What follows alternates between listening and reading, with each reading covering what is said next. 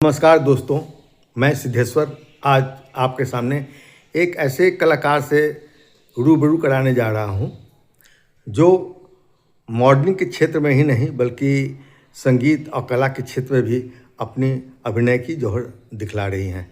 हमारा आशय है राज रश्मि शाह। अगर मैं नाम में कुछ गलती कर रहा हूं तो अपना नाम पूरा अच्छा तरह से बतलाएंगी। और मैं आज उनके आवास पर कलकत्ता आया हूँ और मैं चाहा कि आपसे उनको रूबरू कराऊं। तो आइए हम मिलते हैं और उनसे ही आपसे साक्षात्कार करवाते हैं। नमस्कार सभी को, मेरा हार्दिक नमस्कार। मैं राज रश्मि, एक मॉडल, एक्ट्रेस, सोशल एक्टिविस्ट। बहुत बहुत धन्यवाद राज रश्मि जी। अच्छा, आज सबसे पहले सवाल मैं इसी से शुरू करता हूं कि आखिर आपको इसके प्रति रुचि कैसे जागी और कब से जागी? रुचि बोलिएगा तो मैं बचपन से मुझे ये सब क्षेत्र मुझे पसंद आता था। सबसे पहले सभी को, जब मैं छोटी थी तो सभी टीवी देखते थे, तो मुझे ऐसा लगता था कि मैं टीवी देखूं क्यों, मुझे ही लोग देखें, ऐसा मैं करूं ना। तो ये मेरे मतलब अंदर ही था कि मुझे कुछ ऐसा करना है कि लोग मुझे देखें। अब जहाँ तक सफलता मिली है, बहुत खास तो नहीं, पर मैं इस क्षेत्र में लगी रहती हूँ। अब मैं थोड़ा आगे बढ़ते हुए, मुझे जैसा पता चला है कि आप एनजीओ भी ज्वाइन की हुई है या एनजीओ चलाती हैं, तो इस तरफ आपका झुकाव कैसे हुआ? इसमें आप क्या कर रही हैं? मेरी एक फ्रेंड थी, तो वो एनजीओ का उस वक्त उद्घाटन ही होने वाला था। बस सब सोचा ही हुआ था कि वहाँ पे एक हम लोग मिलके एनजीओ करेंगे। तो मुझे बोली कि हाँ चलिए, चलिएगा? तो मैं बोले हाँ ठीक है चलती हूँ। तो फिर गई, तो वो फर्स्ट डे था और मुझे बहुत अच्छा लगा। लगभग ये 12 साल हो गया है हम लोगों का एनजीओ का। जी। तो मैं फर्स्ट डे से ही हूँ और हमारे एनजीओ का नाम है पहल। तो हम लोग कोलकाता में जहाँ कुछ भी किसी भी चीज़ की कमी रहती है या हम लोगों को पता चलता है या कोई भी मेंबर्स को पता चलता है, तो हम लोग मीटिंग एक रखते हैं।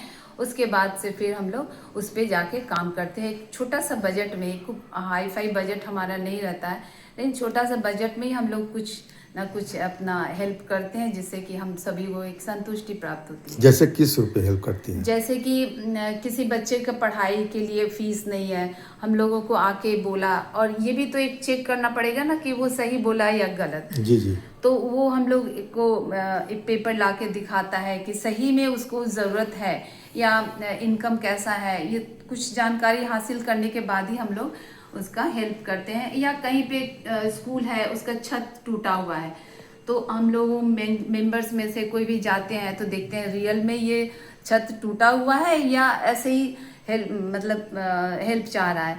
तो कोई ना कोई एक मेंबर्स जाके चेक करते हैं। उसके बाद से फिर हम लोग मीटिंग्स में बोलते हैं कि हाँ ये सही है, रियल है, ज़रूरत है, तो फिर हम लोग हेल्प तो जरूर करते हैं। आप तो इस तरह से सामाजिक सेवा कर रही हैं, तो इसके लिए कोई सरकारी सहयोग भी जी मिलता है नहीं या नहीं नहीं आप इसका प्रबंध किस तरह करती हैं? ये हम लोग मेंबर्स जो हैं, तो मंथली हम लोग एक कुछ अमाउंट इकट्ठा होता है, तो हर मंथ में इकट्ठा होते होते हम लोग एक हो गया है बजट अच्छा खासा, मतलब 1 लाख 2 लाख ऐसे करीब। तो कभी हेल्प होता है तो 5,000 हुआ, 50,000 हुआ, या कभी 10,000, जिसका जैसा ज़रूरत होता है उसके अनुसार हम लोग एनजीओ में हेल्प कितने करते लोग हैं। जुड़े हुए हैं आपसे? लगभग 90 लेडीज जुड़े हुए हैं, सब अच्छा। लेडीज ही हैं। अच्छा, इतने सारे काम आप संभालते हैं, आप घर की गृहिणी भी हैं, घर का काम आप स्वयं करते हैं कि नौकरानी रखी हैं? झाड़ नहीं पोछा तो हो जाता होगा, खाना मेरे तो आप जी, स्वयं बनाती हैं। हाँ झाड़ू पोछा तो हो जाता है। और खाना मैं खुद से ही बनाती हूँ। अच्छा अच्छा। जी। तो इतने सारे काम आप संभालती हैं, कैसे संभालती हैं? बड़ा आश्चर्य की बात है। हाँ मैनेज करती हूँ, कुछ मैनेज मैं करती हूँ, कुछ हमारे हस्बैंड करते हैं, बच्चे भी करते हैं, तो इसी आपके तरह। हस्बैंड बहुत सहयोग करते हैं, उनका जी नाम भी जी तो बता दीजिए कम से कम, हमारे जी दर्शक जाने। जी इतने मेरे इतने दिलदार आदमी भी होना चाहिए। जी मेरे हस्बैंड का नाम है विनोद कुमार शाह। जी। वो अकाउंट्स में रेलवे में कार्यरत थे, अभी वो रिटायर हो गए हैं। चलिए, कम से कम प्रत्येक आदमी को इस तरह होना चाहिए हाँ। कि अपनी पत्नी को आगे बढ़ाने के लिए इतना सहयोग करे। और मैं उनको तहे दिल से धन्यवाद करती हूँ कि वो मेरा इतना सपोर्ट करते हैं ताकि मैं आज ये सब कर पाई हूँ। चलिए, आपके माध्यम से मैं उनको भी धन्यवाद देता हूँ। जी। और मैं अब एक छोटा सा और एक दो सवाल पूछूंगा, उसके बाद वैसे तो आपसे बात करने का सिलसिला जो चालू हुआ है, लग रहा है कि बात तो घंटों करते रहे, लेकिन हमारे दर्शकों को शायद महत्वपूर्ण बातें काफी सुनने लंबा हो की जाएगा। लंबा हो जाएगा। तो मैं दूसरी बार में लेकिन आपसे और भी सब बातें जानना चाहूँगा। फिलहाल मैं इतना जानना चाहता हूँ कि आपको साहित्य के प्रति भी कुछ शौक है? देखिए, मैं कुछ एकदम खूब अच्छा से लिखना मुझे नहीं है, बस मुझे कोई लिखा हुआ दे और मैं रिसाइट कर दूं, ये मैं ज़रूर कर सकती हूँ। और 2-4 लाइन मैं कर लेती हूँ, ऐसा नहीं है कि एक बिल्कुल नहीं करती हूँ। 2-4 लाइन मैं कुछ कविता के रूप में ऐसे लिख लेती हूँ, कोशिश करती हूँ। और कभी कभी लिख लेती है? कभी कभी लिख मुझे लेती पता हूँ। चला कि आपकी बहन अच्छी लिखती है कविता। जी, मेरी बहन राजप्रिया रानी, आप लोग शायद जानते ही होंगे। जी जी। तो वो तो उसमें रहती है आप लोगों के साथ, और मेरा उससे कुछ ज़रूरत पड़ता है ऐसे 2-4 लाइन की, तो उससे हेल्प नहीं, लेती वो हूँ अच्छी मैं लिखती ज़रूर। है। हाँ हमको उनको भी शुभकामनाएं हैं। उनके हाल में एक कविता किताब भी आई है, हाँ आंगन के हाँ। फूल। जी, मैं उसको तो हमेशा शुभकामनाएं देती हूँ कि वो आगे बढ़े साहित्य के क्षेत्र में। अच्छा, तो आप तो उनकी बड़ी दीदी हुई, जी। उनको आपसे सहयोग मिलता है क्या आपको उनसे सहयोग मिलता है? एक कुछ अजब सवाल कविता है। हो, कविता के रूप में तो मैं ज़रूर उससे सहायता मांगती हूँ और मुझे वो से हेल्प करती है। जी जी। लेकिन निश्चित तौर पर आपकी प्रतिभा पहले जागी, आप उनसे बड़ी हैं। हाँ जी। तो आपके परिवार में और लोग भी इसके प्रति रुचि रखते हैं क्या? हाँ हाँ, साहित्य के क्षेत्र में बोलिएगा तो मेरे फादर कविता काफ़ी लिखा करते थे, वो अब तो नहीं है। और उनका भी पेपर वगैरह में, रेलवे में वो भी थे, सिग्नल इंस्पेक्टर थे, तो रेलवे में थे।